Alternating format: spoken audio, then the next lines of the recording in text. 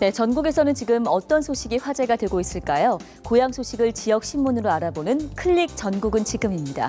오늘은 첫 번째 경남신문부터 함께 보시겠습니다.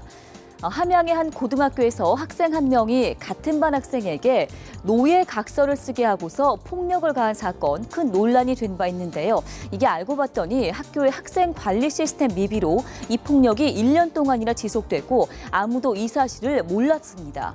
A군이 B군을 괴롭히기 시작한 건 지난해 5월부터라고 하는데요. B군의 부모가 아들이 폭행당한 사실을 알고 지난해 12월 담임 교사에게 이 사실을 알렸는데 담임 선생님은 학생들을 한 명씩 불러서 상담을 했을 때 이 두 학생이 각자 그런 일이 없었다고 말해 일이 일단락돼 버렸습니다. 그런데 문제는 여기서부터입니다. 이 담임 선생님, 올해 초에 다른 학교로 인사이동을 하게 됐는데요. 두 학생 간에 문제가 있었다는 사실을 학교 어느 누구에게도 보고를 하지 않고 떠났습니다. 학교 폭력 관계 학생들에 대한 정보를 인수인계해야 한다는 규정 자체가 없었기 때문입니다. 하지만 그렇다고 이런 걸 굳이 보고를 해야 한다, 이렇게 알려줘야만 했을까요? 교장이나 교감에게 보고만 하고 떠났더라도 조금이라도 폭력을 막을 수 있지 않았나는 아쉬움이 남게 됩니다.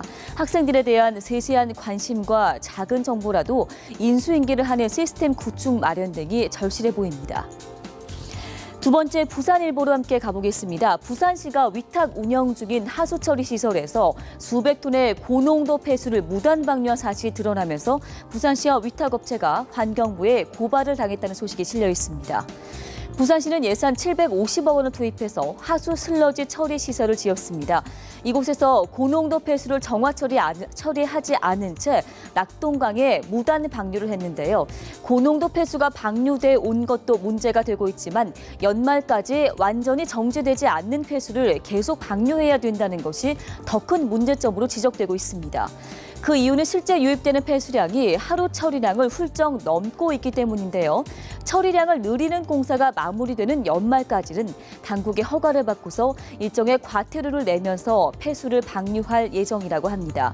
폐수 유입량을 미리 예측해서 공사를 할 수는 없었는지 역시 아쉬움이 남습니다. 마지막으로 대전일보 함께 살펴보겠습니다. 세종시 건설 시장에 몰려든 철새 건설사들이 세종시를 떠나고 있다는 보도가 실려져 있습니다. 세종시 출범 이후에 3년 동안 적용됐던 지방계약법 규정이 지난 6월 말에 종료됐습니다. 그동안 100억 미만의 공사는 지역 제한, 그리고 100억 원 이상 공사는 세종과 충남 지역에 주소지를 둔 업체들이 수혜를 받아왔습니다. 하지만 지방계약법이 종료됨에 따라서 세종시에 주소를 둔 업체로 계약 대상이 좁아지게 되면서 업체 수가 급감하고 있다는 소식입니다. 건설 업체 수가 지난해 200개를 넘어섰지만 7월 현재 188곳으로 하락 국면을 보이고 있는데요. 앞으로 더 줄어들 것이라는 관측이 지배적입니다.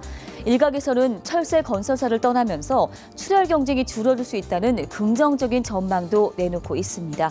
지금까지 생생한 지역 소식을 전해드린 클릭 전국은 지금이었습니다.